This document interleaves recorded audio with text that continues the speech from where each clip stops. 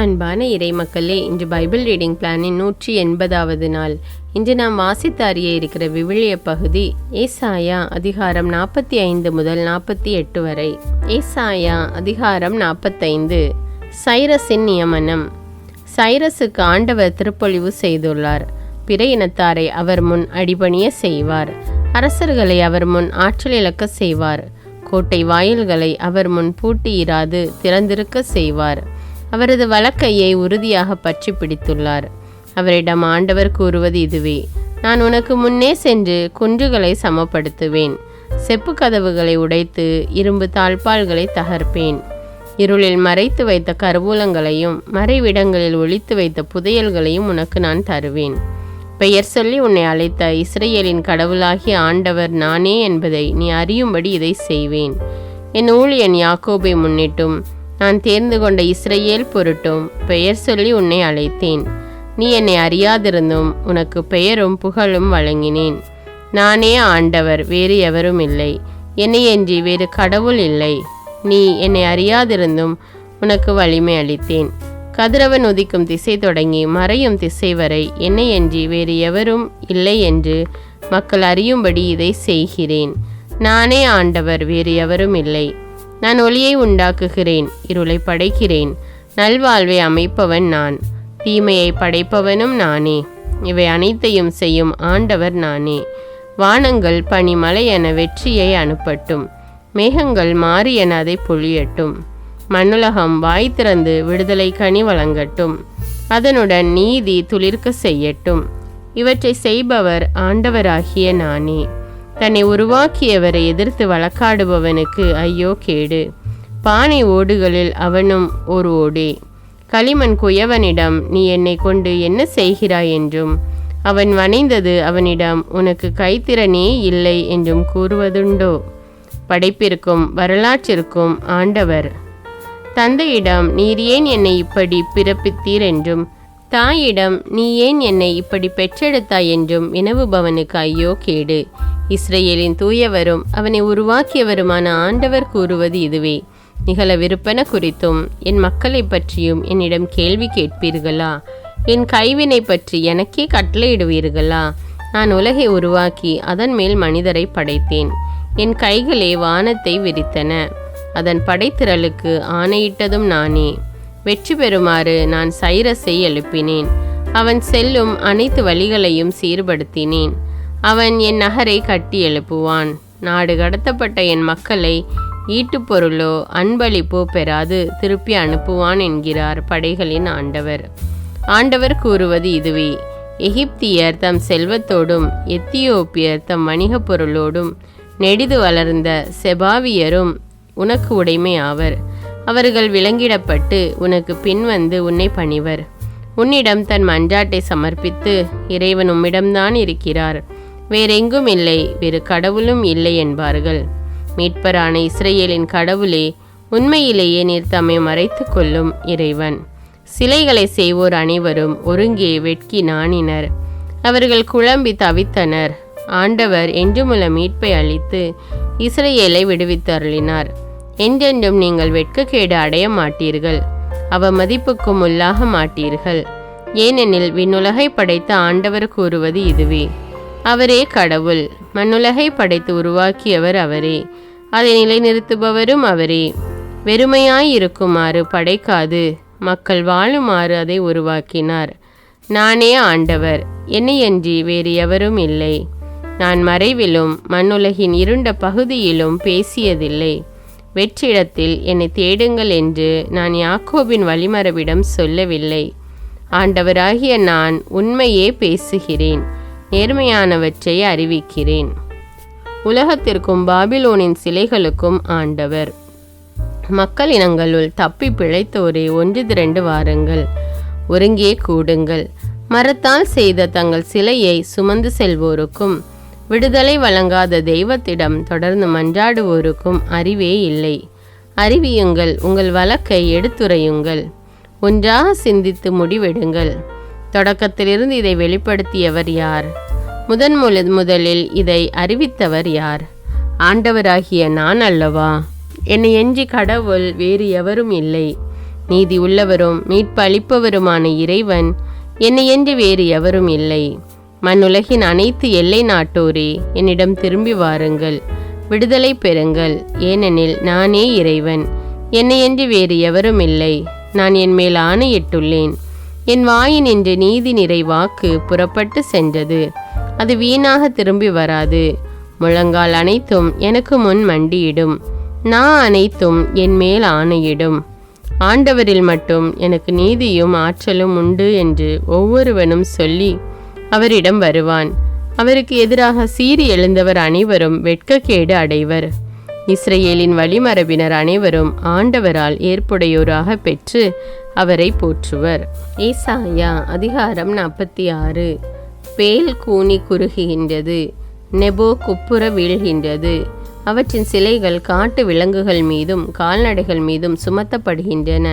நீங்கள் பவனி எடுத்தவை பாரமாயின, களைத்து போன விலங்குகளுக்கு சுமையாயின. அவை ஒருங்கே குப்புற வீழ்கின்றன, கூனி குறுகுகின்றன. தங்களை சுமந்தவர்களை அவற்றால் விடுவிக்க இயலவில்லை. அவையும் நாடு கடத்தலுக்கு உள்ளாயின. யாக்கோபு வீட்டாரே, இஸ்ரேல் குடும்பத்தாருள் எஞ்சி இருக்கும் அனைத்து மக்களே, செவி கொடுங்கள். உதரத்திலிருந்தே உங்களை தாங்குபவர் நான், கருவிலிருந்தே உங்களை சுமப்பவர் நான். உங்கள் முதுமை வரைக்கும் நான் அப்படியே இருப்பேன். நரை வயது வரைக்கும் நான் உங்களை சுமப்பேன். உங்களை உருவாக்கிய நானே உங்களை தாங்குவேன். நானே உங்களை சுமப்பேன், நானே விடுவிப்பேன். யாருக்கு என்னை நிகராக்குவீர்கள்? யாருக்கு என்னை இணையாக்குவீர்கள்? யாருக்கு நிகராக என்னை ஒப்பிடுவீர்கள்? மக்கள் தம் பையை திறந்து பொன்னை கொட்டுகிறார்கள், தராசில் வெள்ளியை நிறுத்து பார்க்கிறார்கள். பொற்கொல்லனை கூலிக்கு அமர்த்துகிறார்கள். அவன் அதை தெய்வமாக செய்கிறான். பின் அதன் முன் வீழ்ந்து வழிபடுகிறார்கள். அதை தூக்கி தோல் மேல் சுமந்து போகின்றனர். அதற்குரிய இடத்தில் அதை நிலைநிறுத்தி வைக்கின்றனர். அது அங்கேயே இருக்கிறது, தன் இடத்திலிருந்து அது பெயராது. எவன் அதனிடம் கூக்குரல் எழுப்பினாலும் அது மறுமொழி தராது. அவன் துயரத்திலிருந்து அவனை விடுவிப்பதும் இல்லை. கலகம் செய்வோரே, இதை நினைவில் கொள்ளுங்கள், கவனத்தில் வையுங்கள். தொன்று தொட்டு நிகழ்ந்தவற்றை நினைத்து பாருங்கள். நானே இறைவன், என்னை அன்றி வேறு கடவுள் இல்லை. என்னை போன்று வேறு எவரும் இல்லை. பின் நிகழவிருப்பதை தொடக்கத்திலே நான் அறிவித்தேன். இனி நடப்பனவற்றை பண்டை காலத்திலேயே முன்னுரைத்தேன். என் திட்டம் நிலைத்திருக்கும், என் விருப்பத்தை நிறைவேற்றுவேன் என்றுரைத்தேன். இறை மேல் பாயும் பறவையை கிழக்கிலிருந்து அழைக்கிறேன். என் திட்டத்தை செயல்படுத்தும் ஒருவனை தொலை நாட்டிலிருந்து வரவழைக்கிறேன். சொல்லியவன் நான், நானே அதை நிறைவேற்றுவேன். திட்டமிட்டவன் நான், நானே அதை செயல்படுத்துவேன். கடின மனத்தோரே, வெற்றிக்கு வெகு தொலைவில் இருப்போரே, செவி கொடுங்கள்.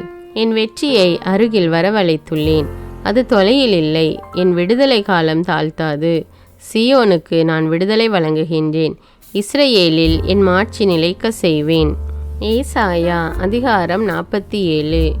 பாபிலோனுக்கு எதிரான தண்டனை தீர்ப்பு. மகள் பாபிலோனே, கன்னி பெண்ணே, நீ இறங்கி வந்து புழுதியில் உட்கார். மகள் கல்தேயா, அரியணையில் அன்று தரையினில் அமர்ந்திடு.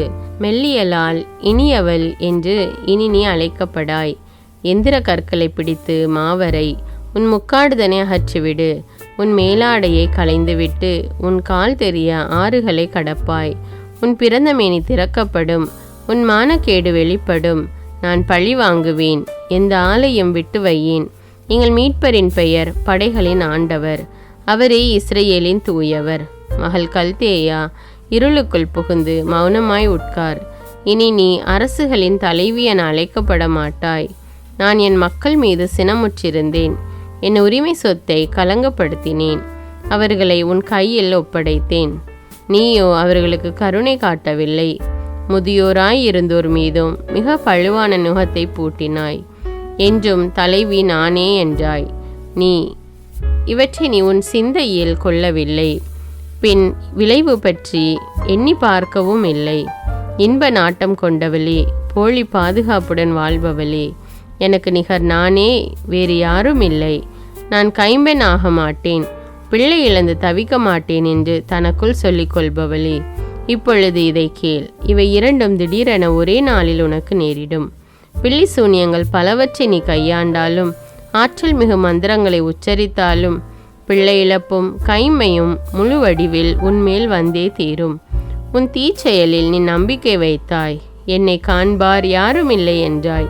உன் ஞானமும் உன் அறிவு திறனும் உன்னை நெறிபிரள செய்தன. எனக்கு நிகர் நானே, வேறு எவரும் இல்லை என்று உன் உள்ளத்தில் சொல்லி கொண்டாய். தீமை உன்மேல் திண்ணமாய் வரும், அது தோன்றும் திக்கை நீ அறியாய். அழிவு உன்மேல் விழும், அதற்கு கழுவாய் தேட உன்னால் இயலாது. நீ அறியாத பேரழிவு திடீரென உன்மேல் வரும். இளமை முதல் நீ முயன்று பயின்ற உன் மந்திரங்களோடும் பில்லி சூன்யங்களோடும் வந்து நில். ஒருவேளை உன்னால் சிறிது வெற்றி பெற முடியும், ஒருவேளை உன் எதிரியை அச்சுறுத்த முடியும். திட்டங்கள் தீட்டியே நீ சோர்வுற்றாய். வான்வெளியை கணிப்போரும் விண்மீன்களை ஆய்வோரும் நிகழவிருப்பதை அமாவாசைகளில் உனக்கு முன்னுரைப்போரும் வந்து நின்று உன்னை விடுவிக்கட்டும். இதோ அவர்கள் பதர் போன்றவர்கள், நெருப்பு அவர்களை பொசுக்கிவிடும். தீ பிழம்பி நின்று தம் உயிரை காத்து கொள்ள மாட்டார்கள். அது குளிர்காய பயன்படும் தணல் அன்று, எதிரே உட்கார தக்க கனலும் அன்று. நீ முயன்று பயின்றவையும் இவ்வாறே அழிவுறும். உன் இளமை முதல் நீ தொடர்பு கொண்ட வணிகருக்கு இதுவே நேரும். ஒவ்வொருவரும் தம் போக்கிலே அலைந்து தெரிவார், உன்னை விடுவிக்க எவரும் இரார். ஏசாயா அதிகாரம் 48. ஆண்டவர் வருங்காலத்தின் தலைவர். யாக்கோபின் வீட்டாரே, இதற்கு செவி கொடுங்கள். நீங்கள் இஸ்ரவேல் என்னும் பெயரால் அழைக்கப்படுகிறீர்கள். யூதாவெனும் ஊற்றி நின்று தோன்றியுள்ளீர்கள். ஆண்டவரின் பெயரால் ஆணையிடுகின்றீர்கள். இஸ்ரவேலின் கடவுளை புகழ்கின்றீர்கள். ஆயினும் உண்மையுடனும் நேர்மையுடனும் இவற்றை செய்வதில்லை. திருநகரினர் என்று உங்களை பற்றி சொல்லிக் கொள்கின்றீர்கள். இஸ்ரவேலின் கடவுளையே சார்ந்து நிற்கின்றீர்கள். படைகளின் ஆண்டவர் என்பது அவர் தம் பெயராம். பண்டைய நிகழ்ச்சிகளை முன்கூட்டியே அறிவித்தேன். என் வாய் மொழிந்தவற்றை அவர்கள் கேட்க செய்தேன். திடீரென செயல்பட்டேன், யாவும் நிகழ்ந்தன. நீ பிடிவாத குணமுடையவன். உன் கழுத்து இரும்பு தசைனார், உன் நெற்றி வெண்கலம். இதை நான் அறிவேன். எனவே அவற்றை முன்கூட்டியே உனக்கு அறிவித்தேன். அவை நிகழ்வதற்கு முன் உனக்கு தெரியப்படுத்தினேன். என் சிலை அவற்றை செய்தது. நான் வார்த்த வடிவமும் செதுக்கிய உருவமும் அவற்றை கட்டளையிட்டன என்று நீ கூறாதிருக்கவே அவ்வாறு செய்தேன். முன்பு நீ கேட்டாய், இப்போது அவை அனைத்தையும் காண்கின்றாய். அவை குறித்து அறிவிக்க மாட்டாயோ? இது முதல் புதியனவற்றையும் நீ அறியாத மறைபொருள்களையும் உனக்கு வெளிப்படுத்துவேன். பண்டை காலத்தில் அல்ல, அவை இப்பொழுதுதான் உருவாக்கப்பட்டன. இதற்கு முன் அவை நிகழ்ந்ததில்லை. அவை பற்றி நீ கேள்விப்படவும் இல்லை. அவை பற்றி எனக்கு தெரியும் என நீ கூறவும் முடியாது. உண்மையிலே நீ கேள்விப்படவும் இல்லை, அறியவும் இல்லை. முன்பிருந்தே உன் செவிகள் திறந்திருக்கவில்லை. ஏனெனில் நீ ஏமாற்று பேர்வழி, கருப்பையிலிருந்தே கலகக்காரன் என்று பெயர் பெற்றவன். இதை நான் உறுதியாய் அறிவேன். என் பெயரின் பொருட்டு என் சினத்தை அடக்கிக் கொள்கின்றேன். என் புகழை முன்னிட்டு உன்னை வெட்டி வீழ்த்தாமல் உனக்காக அதை கட்டுப்படுத்துகின்றேன். நான் உன்னை புடமிட்டேன், ஆனால் வெள்ளியைப் போலல்ல. துன்பம் என்னும் உலைவழியாய் உன்னை தேர்ந்தெடுத்தேன். என் பொருட்டே என்னை முன்னிட்டே அதை செய்கின்றேன். என் பெயரை எங்கனம் களங்கப்படுத்தலாம்? என் மாட்சியை நான் எவருக்கும் விட்டு கொடேன். நான் அழைத்திருக்கும் யாக்கோபே, இஸ்ரவேலே, எனக்கு செவிகொடு. நானே அவர், தொடக்கமும் நானே, முடிவும் நானே. என் கையே மண்ணுலகிற்கு அடித்தளமிட்டது. என் வலக்கை விண்ணுலகை விரித்து வைத்தது. நான் அழைக்கும்போது அவை ஒருங்கிணைந்து நிற்கின்றன. நீங்கள் அனைவரும் கூடி வந்து கேளுங்கள். அவர்களுள் இவற்றை அறிவித்தவர் யார்? ஆண்டவரின் அன்புக்குரியவன். பாபிலோனில் அவர் விரும்பியதை செய்வான். அவன் புயம் கல்தையருக்கு எதிராக எழும். நானேதான் அதை கூறினேன். நான் அவனை அழைத்தேன். நானே அவனை கொண்டு வந்தேன். அவன் தன் வழியில் வெற்றி காண்பான். என் அருகில் வந்து இதை கேளுங்கள். தொடக்கம் முதல் நான் மறைவாக பேசியதில்லை.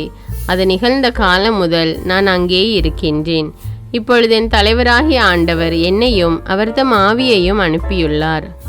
தம் மக்களை பற்றிய ஆண்டவரின் திட்டம். இஸ்ரவேலின் தூயவரும் உன் மீட்பருமான ஆண்டவர் கூறுவது இதுவே: உன் கடவுளாகிய ஆண்டவர் நானே. பயனுள்ளவற்றை உனக்கு கற்பிப்பவரும் செல்ல வேண்டிய வழியில் உன்னை நடத்துபவரும் நானே. என் கட்டளைக்கு செவிசாய்த்திருப்பாயானால் உன் நிறைவாழ்வு ஆற்றை போலும், உன் வெற்றி கடலலை போலும் பாய்ந்து வந்திருக்கும். உன் வழிமரபினர் மலர் அளவாயும் உன் வழி தோன்றல்கள் கதிர்மணிகள் போன்றும் இருந்திருப்பர். அவர்கள் வெட்டி வீழ்த்தப்பட்டிரார். அவர்கள் பெயர் என் திருமுனின்று அழிக்கப்பட்டிராது.